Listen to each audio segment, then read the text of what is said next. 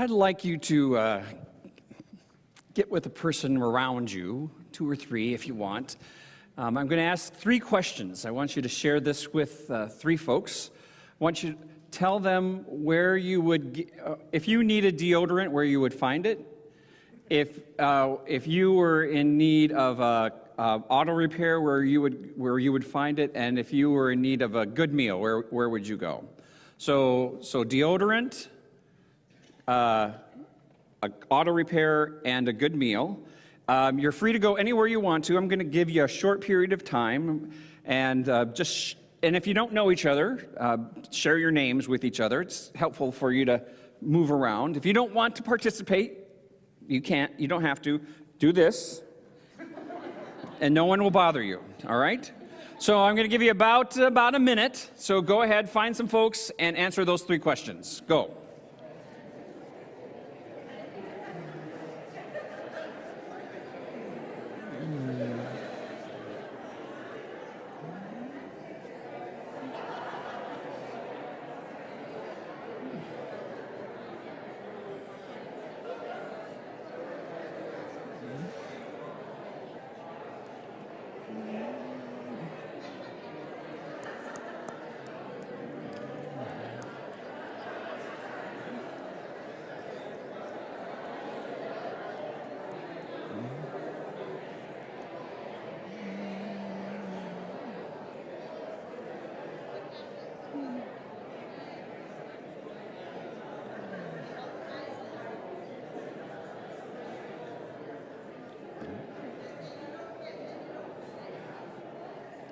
You have about 30 more seconds.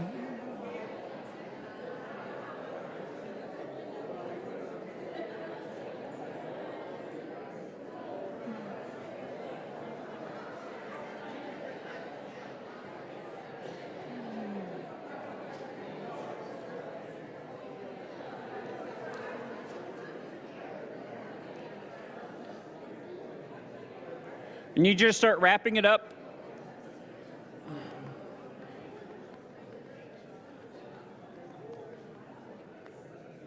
So did anyone have the same answer for all 3 questions?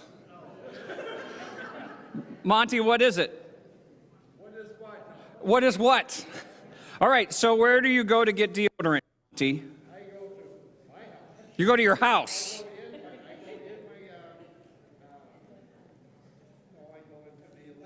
You go in the living room?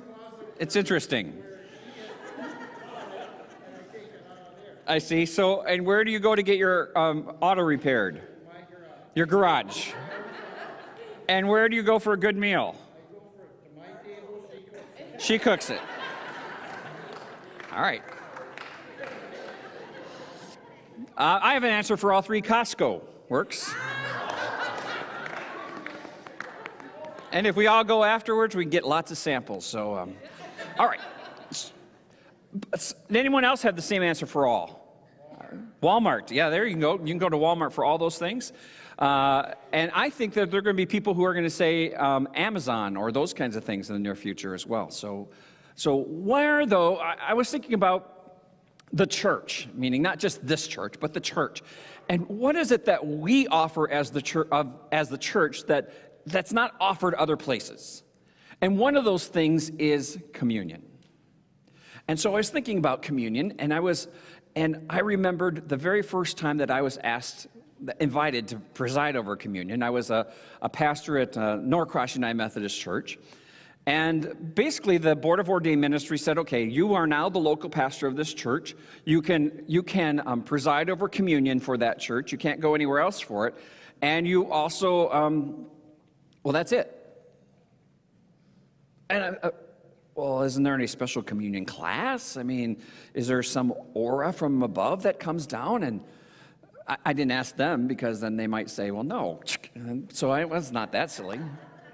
But I remember that first time doing that, and I was like, well, I now understand even more so why it's called the Holy Mystery, because there was this, well, what do I do? I mean, this is very different for me. I've always been on the receiving end of communion, never on the presiding end of communion. Now, the folks in the pews, they were accustomed to hearing different pastors do it all the kinds of times. And Mildred is the same one who made the bread at home and she brought it over. And Ella was the same one who was pouring it into little cups. And Linda was there to clean it up later. And Alice J. was there later to take it all back and to do it. They all had their jobs.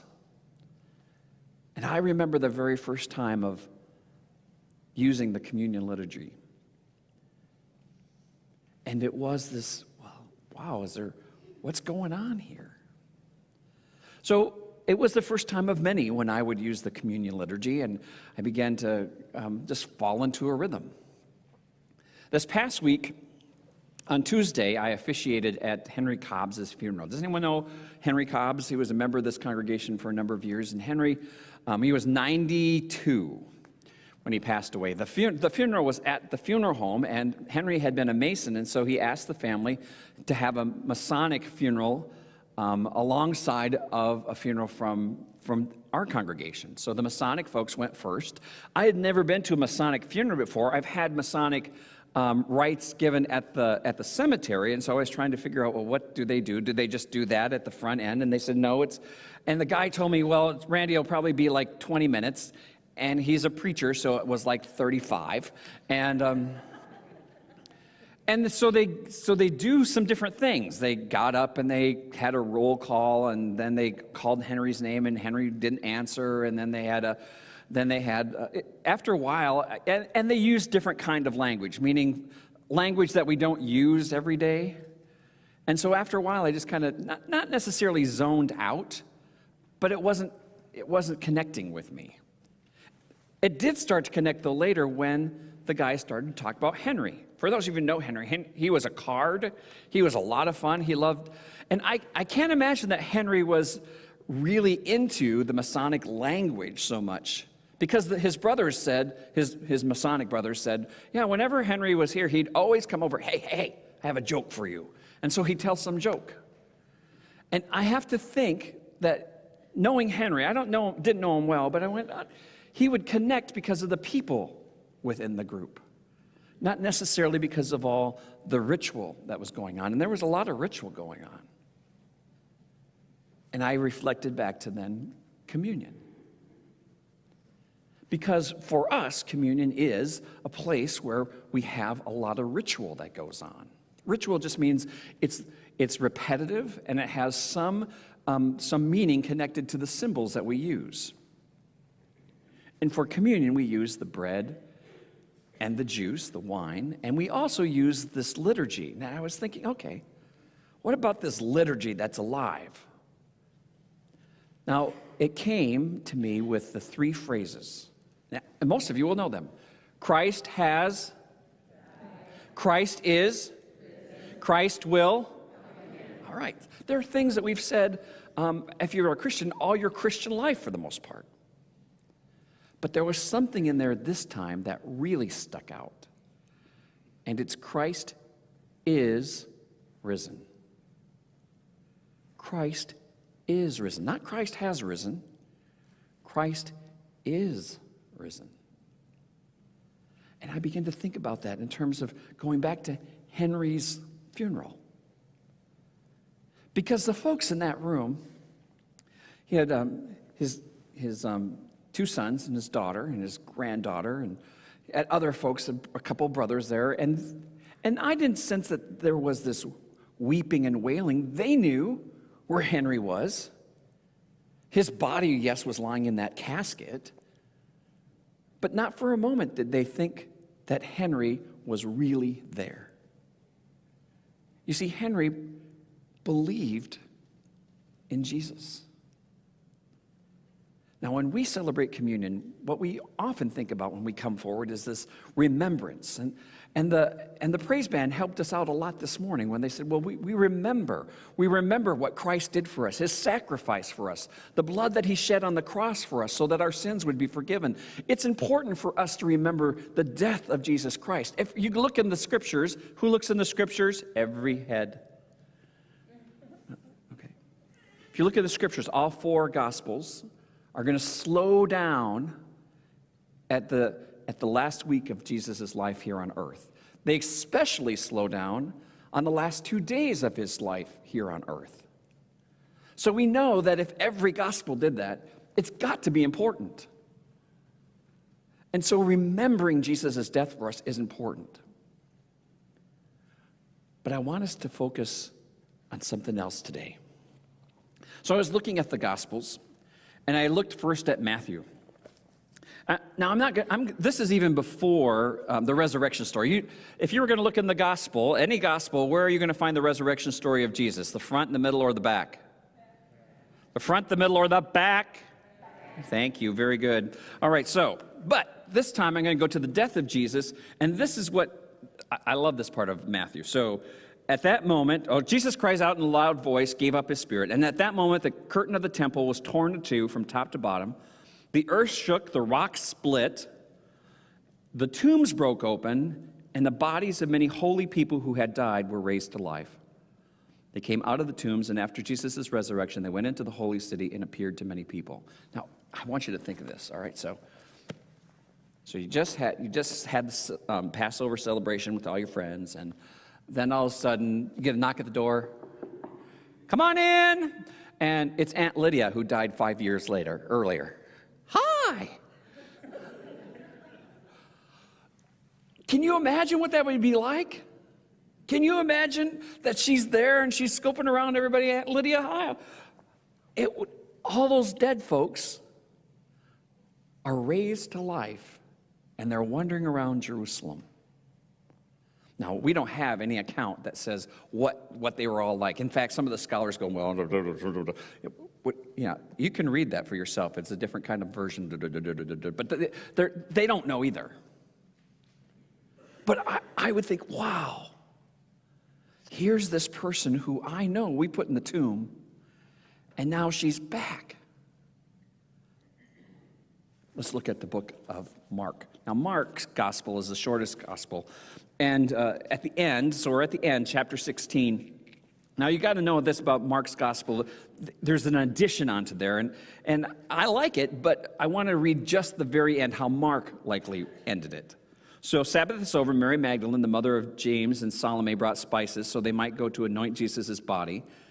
Very early on the first day of the week, just after sunrise, they were on their way to the tomb, and they asked each other, who will roll the stone away from the entrance? First of all, good night. Here's a couple of women. They got a big stone, and they don't even think about how they're going to get the stone away until they get there. I mean, no planning. And then they looked up, and they saw the stone, which was very large, had been rolled away. So they entered the tomb. They saw a young man who's dressed in a white robe sitting on the right side. They were alarmed. Well, duh. Don't be alarmed, he says. You're looking for Jesus the Nazarene who was crucified. He has risen. He's not here. See the place where they laid him.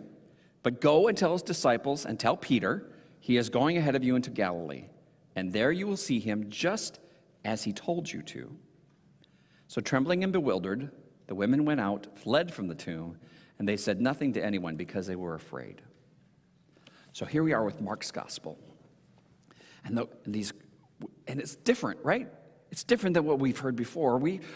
You're more accustomed to hearing John's gospel at Easter time, but this one is, so they come, and there's no Jesus, and there's an angel who says, he's not here, he's risen. So go and tell some folks. And what do? They leave, and they don't tell a soul. Have you ever been given instructions that you don't follow? By an angel? I would be, but he's risen. So here's a different way that there's this aliveness to this. Now let's look in the Gospel of, let's look at the Gospel of Luke. Well, there's a couple places. I don't want to look at a place where he was actually risen. I want to think about, this one I know better. All right, so they're on the road. There's a couple disciples. They're on the road to Emmaus. And they're talking back and forth, la, la, la, la, la, la. And all of a sudden, Jesus comes in alongside of them. Now, the Gospel says that for now, their eyes were, in essence, they couldn't see who Jesus was. They could see there was somebody there, but they didn't see that it was Jesus. And so Jesus says, "Whoa, what's going on?" This is the Living Version. What's going on? And they said, "Well, haven't you heard? I mean, we just came to Jerusalem. It's news all over town." "No, tell me about it." So, all right, so they gave him the whole story of Jesus. And Jesus helps unfold to them about some of the scriptures. And so they're walking along, and they get to the place where the two apostles or the disciples are done, and then Jesus acts like he's going to go on ahead. And so they say, "Hey, wait a minute, why don't you come in for supper. We're having fried rice." All right? And they, I don't know. It's kind of like that Minnesota thing. "Oh, I don't really think I should." "Oh, yeah, you should. Come on in when there's plenty." "Well, should you think?" Yeah. Okay. All right. That's the Minnesota version. Anyway. So Jesus goes in. They break bread. And then the disciples get, "You're Jesus." And at that, Jesus goes. Now, later on in Luke, just like a few verses later, so the disciples are all gathered in together. Now, you got to remember, these disciples had seen these dead people around, or had heard stories about the dead people around. We already know that Peter has outran John, or John outran Peter, rather, but Peter is the first one. All those things have happened. But you want to be sure, right? So they're in there, they're talking, and all of a sudden Jesus comes into the room. And it says that they are still, in essence, horrified. And Jesus says, "It's me. Look at my hands. And I'd like a piece of fish." Now, I question his menu selection. I mean, I would have gone for chocolate if I was Jesus, but fish, whatever they got. And he eats fish.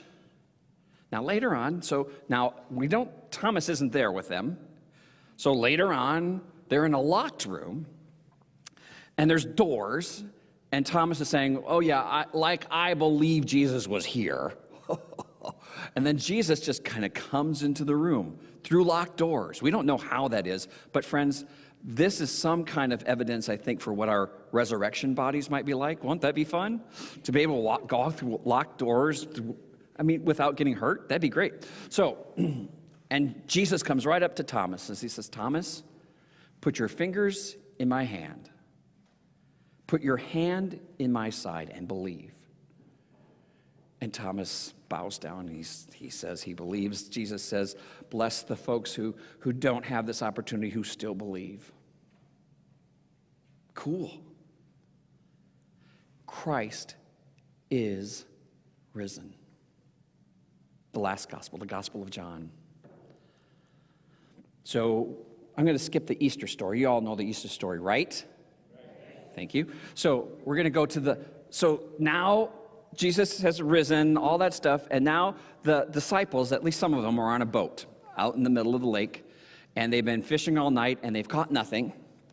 So they're coming in, "Oh, we caught nothing." Oh. And then there's somebody on the shore saying, "Hey, did you get any fish?" Like trying to rub it in. I love this story. So, can you just see Jesus go, "Watch this. Did you get any fish?" "No, we didn't get any fish." Then Jesus says, watch this. "Put your nets on the other side." Who is that character out there? Put your nets on the other side. We've been fishing all night long. There's no fish on the other side. Just put them on the other side. Let's get it over with. And then there's a miraculous catch of fish.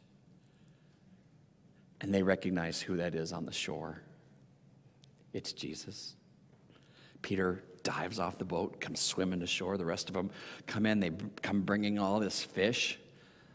Jesus says, "Bring some of the fish. I'm going to make you breakfast." And so he makes them breakfast. Again, poor menu choices. But Jesus used what he had right there and then. For them, that was a wonderful breakfast. I don't know what it would be like if he came to us, if he'd take us all out to Perkins. I don't know.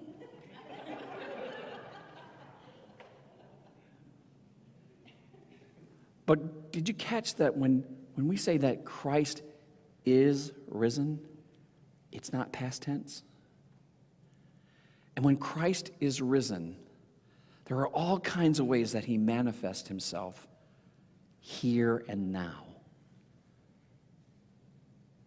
Not sometime long ago. Not just when we remember his death on the cross, but now. And that's, friends, why we call it communion. I tried with the kids to teach them about this cracker stuff. It didn't go over very well because they were just too infatuated with the crackers. But when we eat that bread, when we drink that juice, it becomes part of us. And it's symbolic of that God, Jesus is always a part of us. Did you know in the scriptures that it says that Jesus prays for us, even now? He's praying for each one of us by name. Did you know that when we get home, we are going to see him face to face? We're not going to see him in that frame with just going like this, with a little halo. We're going to see him just as he is. He is alive.